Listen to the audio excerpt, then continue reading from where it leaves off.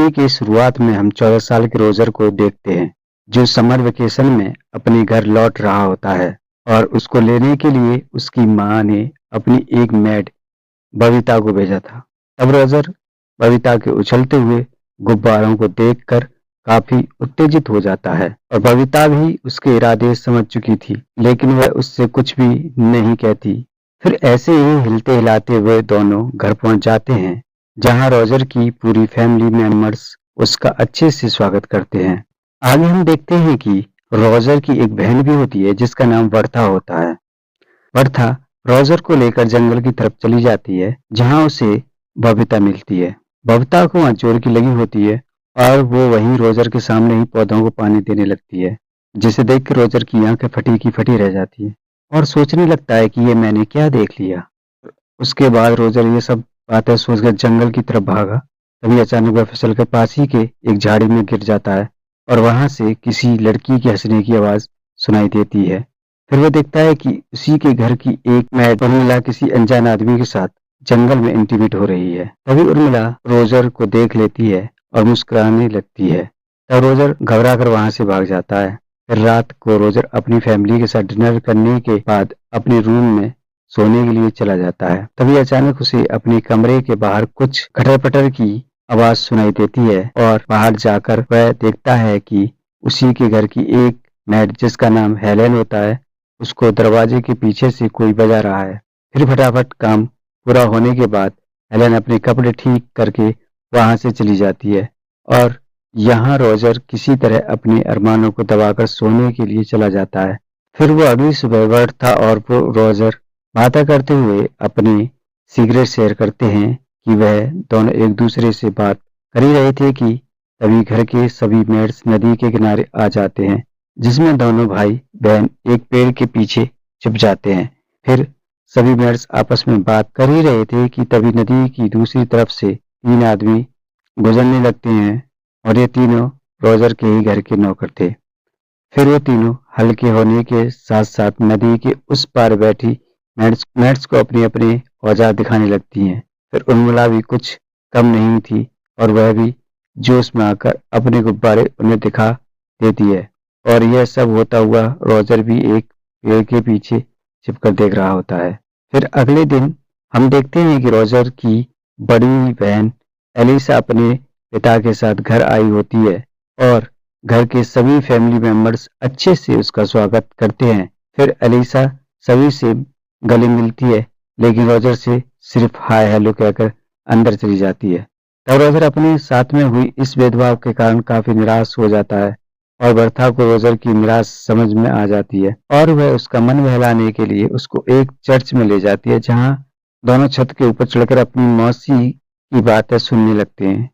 उसकी मौसी Margaret church के पादरी के सामने अपने पाप कन्फेस कर रही होती है। मैं वह फादर को बताने लगती है कि मुझे एक बहुत बड़ा पाप हो गया है। दरअसल मेरा नेफ्यू रोजर अपने समर वेकेशन की छुट्टी पर यहाँ आया है और जब से मेरे नैन उसके नैनों से टकरा गए हैं, मैं तब से उसकी दीवानी हो गई हूँ और कई बार तो मैं खुद को उसके साथ इंटीमेट होते हुए भी इमेजिन किया है। फिर यह सारी बातें छत के ऊपर छिपा रोजर ध्यान से सुन रहा था, जिसे सुनकर वह काफी खुश हो जाता है और सोचने लगता है कि कोई तो है इस घर में जो मेरे बारे में भी सोचता है। और वह यह सोच ही रहा था कि तभी अचानक से वह छत से नीचे गिर जाता है, जिससे उसका वहां फूट जाता है। उसके बाद मार्गरेट और फादर रोजर की माँ को उसके बारे में सब कुछ बता देते हैं, जिसे सुनकर रोजर की माँ बहुत गुस्सा हो जाती है और वह अपने नौकर से झाड़ की मुट्ठी लाने के लिए कहती है। फिर वह झाड़ की मुट्ठी मार्गरेट को पकड़ा कर कहती है कि तुम उसके पिछवाड़े में 10 फटके लगाओ, यही उसकी सजा है। जिसे सुनकर मार्गरेट उस झाड़ की मुट्ठी से रोजर के पिछवाड़े पर 10 जोरदार फटाके लगाता है। इसी दौरान अलीसा का मंगेतर रोलर वहां पहुंच जाता है और वह रोजर को इस हालत में देखकर मन ही मन हंसने लगता है। अब फटके खाने के बाद रोजर का पिछवाड़ा लाल हो जाता है, इसलिए रात को पेट के बल सोने लगता है, लेकिन तभी उसको फिर से बर्तनों की आवाज सुनाई देती है, इसलिए वह देखने के लिए बाहर जाता है और इस बार भी वह देखता है कि हेलेन को कोई पीछे से बजा रहा है, लेकिन हमें यह पता नहीं चलता कि वो मिस्टर इंडिया आखिर है कौन। पर इस बार रोजर के साथ फ्रैंक भी इस नज़ारे को एंजॉय कर रहे थे। इसलिए इसके बारे में पता करने के लिए रोजर फ्रैंक के कमरे में जाने लगता है, जहां फ्रैंक अपने पैंट में हाथ डालकर दूरबीन से चांद सितारों का मिलन देख रहे थे। तब रोजर को अपने कमरे में देखकर फ्रैंक चौंक जाते हैं और अपने कमरे से चले जाते हैं। उनके जाने के बाद रोजर भी दूरबीन से चांद सितारों का मिलन देखने लगता है और वह समझ जाता है कि फ्रैंक तो साला उससे भी ज्यादा ठरकी है। फिर उसको टेबल पर एक अश्लील कहानियों की एक किताब मिलती है, जिसको लेकर वह वहां से चला जाता है। जब वह अपने कमरे की तरफ जा रहा होता है, तभी उसे अपने पेरेंट्स के कमरे के बाहर कुछ आवाजें सुनाई देती हैं। इसलिए वह की हॉल से अंदर झांकने की कोशिश करता है, लेकिन तभी रोलैंड उसको झांकते हुए पकड़ लेता है।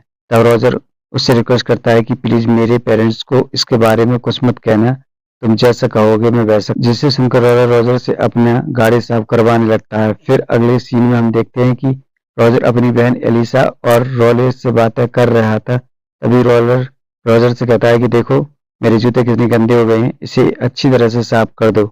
लेकिन रोजर ऐसा करने से मना कर देता है। तब रोलर गुस्सा होकर रोजर की माँ को उसके बारे में बता देता है कि कल रात यह टर्की आपके कमरे में झांक रहा था। जिसे सुनकर रोजर की माँ गुस्सा हो जाती है और वह रोजर को घर से बाहर जाने के लिए कहती है। तब रोजर मौका देखकर अश्लील कहानियों वाला किताब अपनी बहन एलिसा के साथ एक्सचेंज कर देता है। फिर वह बाहर छुपकर एलिसा को वह किताब पढ़ते हुए देखता है और एलिसा भी उस किताब को पढ़कर उसके मन में लड्डू फूटने लगते हैं। इधर रोजर के अरमान भी जाग जाते हैं, इसलिए वह और सुला के पास जाता है, जो किचन में अपना काम कर रही थी। फिर वह उर्मिला को पीछे से पकड़ लेता है। तब उर्मिला डर कर उसके सर पर एक प्लेट तोड़ देती है, जिससे रोजर को दिन में ही तारे नजर आ जाते हैं। तब उर्मिला देखती है कि वह तो अपना रोजर है और वह रोजर के साथ इंटीमेट होने के लिए मान जाती है, लेकिन तभी दूसरी मेड वहां आ जाती है, इसलिए रोजर को वहां से भागना पड़ता है। उसके बाद हम देखते हैं कि एक पोस्टमैन वहां पर आता है और चिल्ला चिल्ला कर कहता है कि जंग छिड़ गई है, जंग छिड़ गई है।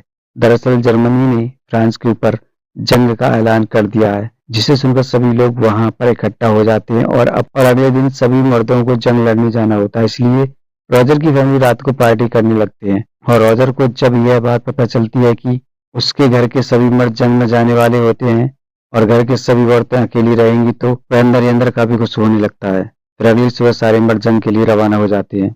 इसलिए रोजर सबसे पहले उर्मिला को अपने जाल में फंसाता है, और उर्मिला तो पहले से ही रोजर को पसंद करती थी, इसलिए वह रोजर की ग्रीन सिग्नल दे देती है और वह दोनों वहीं पर इंटीमेट होने लगते हैं। फिर अगले दिन हम रोजर की कैट को देखते हैं, जो एक नदी के किनारे बैठी होती है। तभी अचानक रोजर भी वो नदी के किनारे निकलता है और कैट को अपनी बातों में फंसाकर उसके साथ वहीं नदी के किनारे इंटीमेट होने लगता है।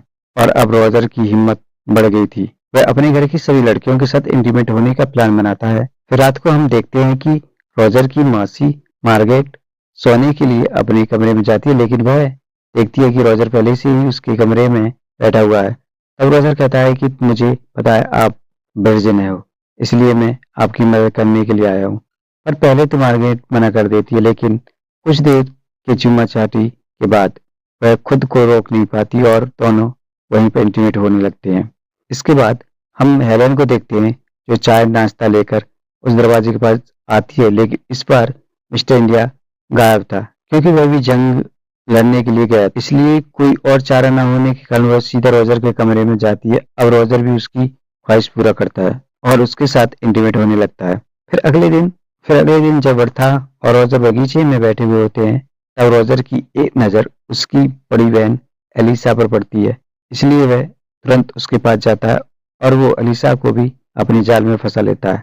पर एलिसा पहले यह सब करने से मना करती है, लेकिन असली कहानियां पढ़ने की वजह से वह खुद को रोक नहीं पाती।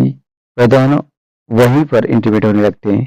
इसके बाद हम देखते हैं कि घर की सभी लड़कियां लाइन लगाकर रोजर के कमरे में जाती हैं और खुद को संतुष्ट करके बाहर निकलती हैं।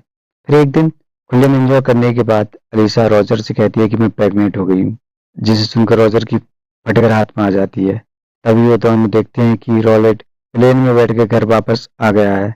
दरअसल जंग खत्म हो चुकी थी और सारे मर्द वापस आ चुके थे। फिर रोजर सोच ही रहा था कि इससे कैसे बाहर निकला जाए कि तभी उर्मिला उसके पास आकर कहती है कि मैं भी प्रेग्नेंट हो गई हूँ। फिर कुछ देर बाद उसकी मौसी भी आकर कहती है कि मैं भी प्रेग्नेंट हो गई हूँ। उसके बाद रॉजर को एक आइडिया आता है। अलीसा के पास जाकर कहता है कि तुम प्लीज रॉलेट को सीड्यूस करो, जैसे तैसे करके आज उसके साथ इंटीमेट हो जाओ। फिर रॉजर अपनी मौसी के पास जाता है और कहता है कि तुम प्लीज फ्रैग के साथ शादी कर लो, क्योंकि वह आपको बहुत चाहते हैं और आपका बहुत ख्याल रखेंगे। जब मार्गेट भी मान जाती है उसके बाद वह उर्मिला को भी नौकर के साथ शादी करने के लिए मना लेता है। फिर अगले दिन तीनों लड़कियों की एक साथ शादी हो जाती है और किसी को कानो कान भी खबर नहीं लगती कि रॉजर ने क्या गुल खिलाया है। फिर कुछ दिन बाद रॉजर की समर वेकेशन खत्म हो जाती है। अपनी बोर्डिंग स्कूल में वापस जाने के लिए तैयार हो रहा होता है, तभी हेलेन वहां आती है और उससे कहती है कि वो भी प्रेग्नेंट है। जिस पर रॉजर कहता है कि तुम टेंशन मत लो, मैं तुम्हारे लिए एक दूल्हे का इंतजाम कर दूंगा। जिस पर हेलेन कहती है कि इसकी कोई जरूरत नहीं है, मैं यहाँ के किसी भी एक मर्द को चुन लूंगी। अगली सुबह रॉजर अपने बोर्डिंग स्कूल के लिए निकल जाता है और इसी के साथ यह मूवी खत्म हो जाती है। सो दोस्तों, ये मूवी आपको कैसी लगी? अच्छी लगी हो तो इसे लाइक कर दें, चैनल पर नए हैं तो सब्सक्राइब कर लें। मिलते हैं अगली वीडियो में, तब तक के लिए चाहेंगे इजाजत। खुश रहें, खुशहाल रहें।